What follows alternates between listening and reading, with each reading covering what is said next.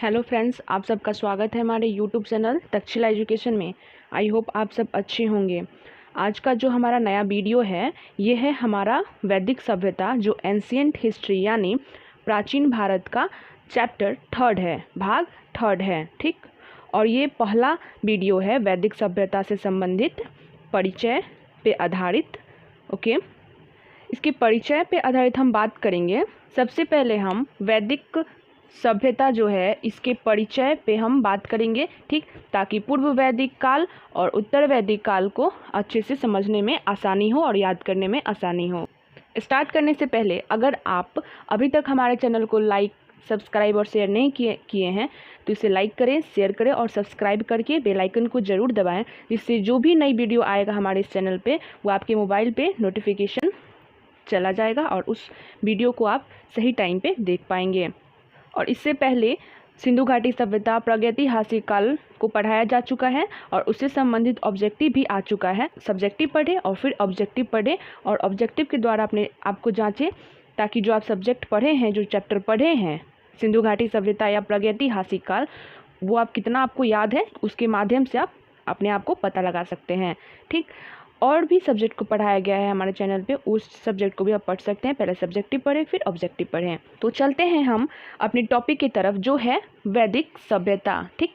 वैदिक सभ्यता का समान परिचय, ठीक। सिंधु घाटी सभ्यता के बाद एक लंबे गैप के बाद वैदिक सभ्यता देखने को हमें मिलती है। सिंधु सभ्यता का पतन लगभग 1750 ईसा पूर्व के आसपास हुआ। उसके बाद लगभग 1500 के बीच में कोई भी विशेष सभ्यता देखने को नहीं मिलता है और 1500 ईसा पूर्व के आसपास में एक सभ्यता मिलती है देखने को, जो है वैदिक सभ्यता। वैदिक सभ्यता में जो जो इम्पोर्टेंट पॉइंट है आपके एग्जाम की दृष्टि से और जो आपको जानना चाहिए उन सब पॉइंट पे बात करेंगे, ठीक। तो सबसे पहले हम बात करते हैं इसके समान परिचय के ऊपर, ठीक। अगर भारत में हम बात करें सभ्यताओं के विकास में तो थोड़ा उल्टा चला है, क्योंकि जैसे आपको पता है जो सिंधु घाटी सभ्यता थी ये एक नगरीय सभ्यता थी, ठीक। और जो ये वैदिक सभ्यता है ये ग्रामीण सभ्यता है। इसलिए पहले नगरीय सभ्यता आई और फिर बाद में ग्रामीण सभ्यता आई, तो ये थोड़ा उल्टा हो जाता है। इसीलिए भारत में कहा जाता है कि थोड़ा सभ्यताएं उल्टा क्रमिक है। सिंधु घाटी सभ्यता इसके पीछे की वीडियो में आ चुका है, जिसको हमने पढ़ा है उस सिंधु घाटी सभ्यता का पतन और सिंधु घाटी सभ्यता नगरीय सभ्यता थी तो किस प्रकार से थी, उसको हम लोगों ने पिछले वीडियो में कवर किया है। अगर उसे आप नहीं देखे हैं तो उसे वीडियो के प्लेलिस्ट में जाएं और उसे ज़रूर देखें, ठीक। अगर देख लिए हैं तो अच्छी बात है, अगर नहीं देखे तो उसे देख लें। तो वैदिक सभ्यता, जब तक सिंधु घाटी सभ्यता की खोज नहीं हुई थी तब तक वैदिक सभ्यता को ही प्राचीन सभ्यता माना जाता था, लेकिन अब सबसे प्राचीन सभ्यता सिंधु घाटी सभ्यता को माना जाता है।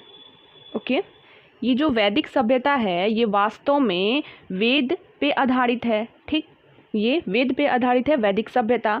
जिस काल में वेदों की रचना हुई थी या वेदों से जुड़ी जानकारी प्राप्त होती है उन संपूर्ण काल को वैदिक सभ्यता या वैदिक काल से जाना जाता है। वेद की रचना 4 प्रकार से हुई।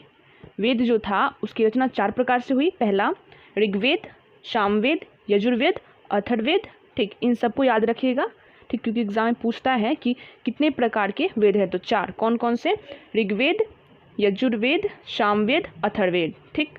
इन चारों को आप याद रखिएगा।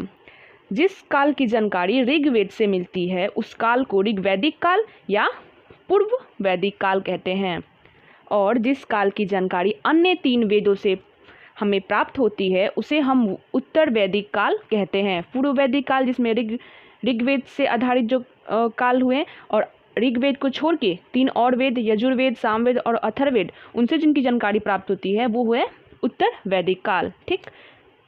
जैसे मैं आपको थोड़ी देर पहले ही बताई थी कि वैदिक सभ्यता वेदों पर ही आधारित है। और जो वैदिक सभ्यता था इसका जो टाइमिंग था ये 1500 BC से लेके 600 BC तक माना जाता है, और जिसको अध्ययन की दृष्टि से 2 भागों में बांट दिया गया, पूर्व वैदिक काल और उत्तर वैदिक काल। पूर्व वैदिक काल जो 500 ईसा पूर्व से लेके 1000 ईसा पूर्व तक, और उत्तर वैदिक काल 1000 ईसा पूर्व से लेके 6000 ईसा पूर्व तक माना जाता है। जैसे ये तो वीडियो हमारा वैदिक सभ्यता का समान परिचय पे है, और इसके बाद वैदिक सभ्यता के जो साहित्यिक स्रोत मिले हैं उसके आधार पे इसके बाद लेक्चर 2 आएगा। फिर उसके बाद आपका पूर्व वैदिक काल और फिर उत्तर वैदिक काल, मतलब वैदिक सभ्यता से संबंधित टोटल 4 पार्ट आएंगे, जिससे आप देखिएगा पूरे लेक्चर को, और इस वीडियो को भी लास्ट तक जरूर देखें। ठीक, तो आज के इस वीडियो में हम समान परिचय पर बात कर रहे थे। जैसे ये आप एक पॉइंट देख रहे हैं, वेद। ठीक, वेद शब्द, तो ये वेद शब्द कैसे बना है? तो ये आपका वेद से बना है, जिसका अर्थ होता है ज्ञान। वेद शब्द, वैदिक शब्द वेद से बना है, जिसका अर्थ होता है ज्ञान। एक इस टाइप से क्वेश्चन करके आता है कि वैदिक सभ्यता जो था इसके निर्माता कौन थे? ठीक, तो वैदिक सभ्यता के जो निर्माता थे वो आर्य को जाना जाता है, जिसने इस सभ्यता का निर्माण किया, मतलब वैदिक सभ्यता का निर्माण किया। वास्तव में ये जो आर्य शब्द है ये सांस्कृतिक शब्द है, जिसका अर्थ होता है श्रेष्ठ, और ये जो श्रेष्ठ है इसका अर्थ होता है उच्च। ठीक, और ये जो श्रेष्ठ थे वे भाषा के आधार पर उन्हें अपने आप को आर्य कहा था, और इन्हीं के द्वारा भारतीय वैदिक सभ्यता का निर्माण हुआ। इससे एक क्वेश्चन पूछता है कि आर्य शब्द का अर्थ क्या होता है? तो श्रेष्ठ। कभी मैच दी फ्लोइंग्स में भी क्वेश्चन आ जाता है या फिर वन लाइनर में भी क्वेश्चन आ जाता है। तो आर्य का मतलब होता है, आर्य का अर्थ होता है श्रेष्ठ यानी उच्च। ठीक, और ये श्रेष्ठ भाषा के आधार पर बांटा गया था। अब ये जो आर्य हैं इनके संबंध में कई प्रकार के अलग अलग विचारधाराएं प्रसिद्ध हैं कि ये जो आर्य थे कहाँ से आए थे। अधिकांशतः मत ये है कि ये जो आर्य थे ये भारत से बाहर से आए थे और भारत में आकर बसे और वैदिक सभ्यता का निर्माण किए। ये एक एक जो मेन पॉइंट आप देख रहे हैं, ये सारे एक एक पॉइंट आपके लिए इंपॉर्टेंट है, तो इसे कहीं आप नोट डाउन करें और इसे आप रिवीजन करते रहें, या फिर एक बार नहीं 2 बार 3 बार इस वीडियो को देखें और उसे याद करें, और इसके बाद इसका ऑब्जेक्टिव भी डाल दिया जाएगा, उससे भी आप जरूर लगाएं। तो एक क्वेश्चन और बनता है कि अब ये जो आर्य थे ये मूल निवासी कहाँ के थे? ठीक, तो मैक्स मुलर ने कहा कि जो ये आर्य थे ये मध्य एशिया से आए थे और भारत में बसे और वैदिक सभ्यता का निर्माण किए। लेकिन इसको थोड़ा सा विस्तार पूर्वक तो संपूर्ण ने बताया कि जो आर्य थे ये अल्पास पर्वत यूरेशिया से आए थे और भारत में आकर वैदिक सभ्यता का निर्माण किए। एशिया और यूरोप के मध्य भाग से आए थे। का कारण ये है कि इस मध्य एशिया में जो समुदाय था और जो सभ्यता थी वे काफ़ी हद तक वैदिक सभ्यता से मिलती जुलती थी। लेकिन कुछ भारतीय विद्वानों ने अलग अलग मत दिए, जैसे स्वामी दयानंद सरस्वती, इन्होंने कहा ये आर्य तिब्बत से आए थे और भारत में आके बसे। ठीक, और बाल गंगाधर तिलक ने कहा कि ये जो आर्य थे ये आर्कटिक त्रिध्रुव से आए थे और भारत में आके बसे थे। वैदिक सभ्यता से संबंधित जानकारी के स्रोत कैसे मिलते हैं? तो जैसे कि आप प्राचीन भारत मतलब एंशिएंट हिस्ट्री का फर्स्ट पार्ट देखा होगा, फर्स्ट वीडियो देखा होगा, तो आपको पता होगा कि ये जो वैदिक सभ्यता है ये ऐतिहासिक में आता है। ठीक, ऐतिहासिक में आता है क्यों? क्योंकि जिसमें पुरातात्विक स्रोत भी हो और साहित्यिक स्रोत भी हो, और साहित्यिक स्रोत को पढ़ा भी जा चुका है, इसीलिए इसे ऐतिहासिक में रखते हैं। अर्थात वैदिक सभ्यता की जानकारी पुरातात्विक स्रोत से और साहित्यिक स्रोत दोनों से ही मिलती है। पुरातात्विक स्रोत क्या है? तो जब खुदाई से प्राप्त अवशेष या अभिलेख मिलते हैं और उससे हमें वैदिक सभ्यता के बारे में जानकारी मिली, उसे हम पुरातात्विक स्रोत कहेंगे। साहित्यिक स्रोत साहित्य क्षेत्र में किसी पुस्तक के माध्यम से लिखा साक्ष्य प्राप्त होते हैं तो उसे साहित्यिक स्रोत कहते हैं। वैदिक सभ्यता में जो पुरातात्विक साक्ष्य या स्रोत जो मिले हैं, पूर्व वैदिक काल में गैरिक मृदभांड मिला है और उत्तर वैदिक काल में चित्रित घूसर मृदभांड मिला है। ठीक, और जो पुरातात्विक साक्ष्य जो वैदिक सभ्यता में मिले हैं, जो सबसे फेमस है वो है बोगाजकोई अभिलेख, जो मध्य एशिया में स्थित ये अभिलेख 400 BC के इस अभिलेख का निर्माण किया गया था। और बोगाजकोई अभिलेख में कुछ भारतीय देवताओं जैसे इंद्र, वरुण, मित्र, नास्त्य का उल्लेख मिला है, जिसे पता चलता है कि इस समय भारत में इन देवताओं का काल था।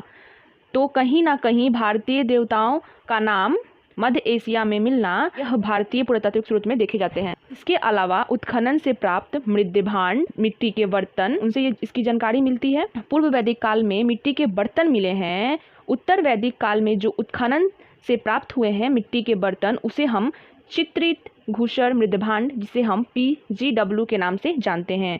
तो आप इन तीनों पॉइंट जो पुरातात्विक साक्ष्य से संबंधित हैं उसे याद रखिएगा, क्योंकि एग्जाम में यहीं से क्वेश्चन बनते हैं। लेकिन मूल रूप से जो वैदिक सभ्यता में साक्ष्य मिले हैं वे साहित्यिक साक्ष्य हैं, ठीक, जिसको हम इसके बाद वाले वीडियो में हम पढ़ेंगे अलग से साहित्यिक साक्ष्य पे।